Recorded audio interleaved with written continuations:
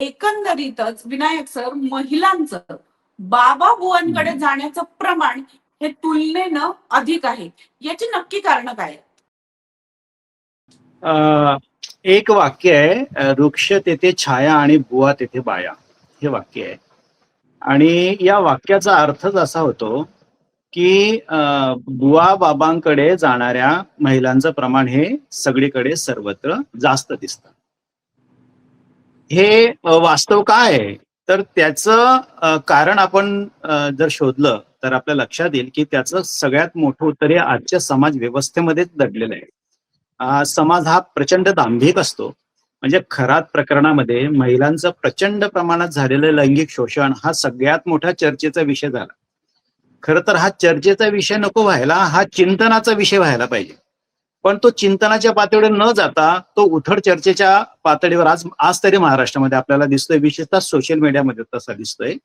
आणि म्हणून याच्यावर खरं तर महाराष्ट्राला चिंतन करण्याची गरज आहे. ही सुरुवात तुम्ही केली की हा पुरोगामी महाराष्ट्र, तर पुरोगामी जर असेल तर त्याने या विषयाचं चिंतन करण्याची गरज आहे. एक गोष्ट लक्षात घ्यायला पाहिजे की स्त्री आजच्या व्यवस्थेमध्ये कितीही स्त्री पुरुष समानतेच्या गप्पा आपण मारत असलो तरी ती दुय्यमच आहे. प्रत्येक घडीला तिला या सगळ्या दुय्यमत्वाचा सामना करावा लागतो. आणि हे दुय्यमत्व जोपर्यंत इथलं कुटुंब, इथली व्यवस्था समजून घेत नाही तोपर्यंत स्त्री ही खरातकडे का गेली याचं उत्तर समाज शोधू शकणार नाही. खरं तर माझं मते समाज दांभिक आहे. खरात प्रकरणाने एक आरसा समोर आलेला आहे, पण समाज स्वतः भीतोय त्या आरशाच्या समोर उभं राहायला, असं माझं मत आहे. तो जर त्या आरशाच्या समोर उभा राहिला ना तर समाजाला त्याचं स्वतःचं चित्र दिसेल आणि त्या चित्रामध्ये त्याला स्त्री बळी का पडते याची कारण पण दिसते. पण समाज ते करायला आज धजावत नाही, असं माझं मत आहे. साधी गोष्ट आहे की जसं परिक्रमाने सांगितलं, मुलगा व्हावा ही अपेक्षा स्त्रीकडून आहे.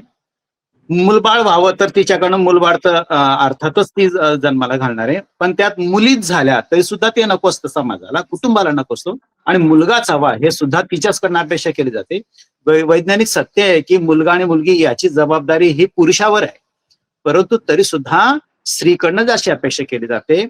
तपासणीसाठी स्त्रीलाच बोलवलं जातं, नवरा अनेक ठिकाणी तपासणीला जात नाही आणि मग स्त्रिया अशा अनेक बुवा बाबा मांत्रिकांच्या बळी ठरतात. साधी गोष्ट आहे, घरात सगळ्यात लवकर उठणारी स्त्री आणि सगळ्यात उशिरा झोपणारी स्त्री असेल, हे सुद्धा ही इतकी छोटी गोष्ट जरी समाजाने नीट समजून घेतली स्वतः तरी सुद्धा तिच्या दुय्यमत्वाची कारण समाजाला दिसून येतील. अगदीच. दुय्यम असल्या तरी पण म्हणजे सातत्यानं मी तोच प्रश्न पुन्हा उपस्थित करते की बुवा बाबांकडे जाण्याचं प्रमाण जे आहे, जसं तुम्ही सांगितलं की जाती धर्मांचा विषय आपण जो म्हणतोय तोही इक्वल आहे. म्हणजे असं नाही की कुठल्या तरी समाजामध्ये महिला कमी जातात आणि कुठल्या तरी याच्यात जास्त जातात. सगळ्याच प्रकारच्या समाजांमध्ये, जाती धर्मांमध्ये महिलांचं हे प्रमाण अतिशय जास्त आहे. आणि याला कारण महिलांचं दुय्यमत्व हे असू शकतं का, हे ठरतंय का? अगदी बरोबर आहे. एक गोष्ट आपण विचारात घेऊ, सगळी व्रतवैकल्य ही स्त्रीच करते, एकही व्रतवैकल्य पुरुषासाठी नाही. आपल्या कुठल्याही धर्म व्यवस्थेमध्ये घ्या तुम्ही, स्त्रीला म्हणजे यत्र नार्यस्तु पूज्यन्ते तत्र रमन्ते देवता असं एका बाजूला म्हटलेलं आहे आणि दुसऱ्या बाजूला तुळशीदासाने म्हटलंय की शूद्र गवार पशु और नारी ये सब है ताडन के अधिकारी, ती शिक्षेलाच पात्र आहे असं दुसऱ्या बाजूला पण म्हटलेलं आपल्याला दिसून येईल. इथं आपण धरणी माता, भारत माता वगैरे म्हणणार, परंतु दुसऱ्या बाजूला हुंडाबळी स्त्रीच झालेली दिसेल. वर्षानुवर्षे 2000 वर्ष सती गेलेली ते स्त्रीच आपल्याला दिसेल. अभ्यासामध्ये तुम्ही गुणवत्तेच्या याद्या बघा 10वी 12वीच्या, तिथे मुलीच तुम्हाला पुढे दिसतील. आणि दुसऱ्या बाजूला अंगात येऊन घुमणाऱ्या जर बघितल्या तर या महिलाच तुम्हाला जास्त दिसतील. हे साधं गणित आहे. हे साधं गणित जर समाजाने समजून घेतलं तर लक्षात येईल की तिची घुसमट, तिचं दुय्यमत्व, तिचं सर्व अर्थाने सर्व प्रकारचं स्वातंत्र्य या सगळ्यांची जेव्हा गडचेपी होते तेव्हा ती एका अगतिकतेचा सामना करते. आणि ते अगतिकतेचा सामना करत असताना जी काही ती उत्तर, आज समाजमान्य उत्तर आहेत, त्यातलं एक उत्तर बुवा बाबा मांत्रिक आहे, लक्षात घ्या. हे समाजानेच दाखवलेला रस्ता आहे आणि मग ती त्या रस्त्याला शेवटी नाईलाजाने जाते. म्हणून समाजात जोपर्यंत समाज, आता एक आणखी एक चांगलं वाक्य आहे, ज्या स्त्रियांचे मर्द नामर्द असतात त्याच स्त्रिया अंगातून घुमतात, असं एक वाक्य. हे मर्द तुम्ही केवळ लैंगिकतेच्या विचाराने घेऊ नका, हे सार्वत्रिक आणि व्यापक अर्थाने घ्या.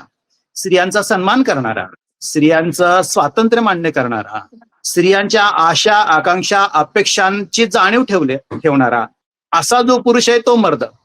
अशी कुटुंबामध्ये जर व्यवस्था असेल की ज्या कुटुंबामध्ये स्त्रीच्या भावनांना सन्मान असेल, स्त्रीच्या स्वातंत्र्याची कुटुंब कदर करत असेल आणि तिच्या आशा आकांक्षांच्या स्वप्नांना पंख देत असेल, अशा कोणत्याच कुटुंबाची स्त्री ही खरात सारख्या बाबांची बळी होणार नाही. अगदी क्लिअर आहे. जोपर्यंत या पद्धतीने समाज विचार करत नाही तोपर्यंत तो उथळ विचार करणार. मग त्याच का गेल्या, मग त्यांना कळत नव्हतं का, असे उथळ चर्चा या विषयावर होत राहील.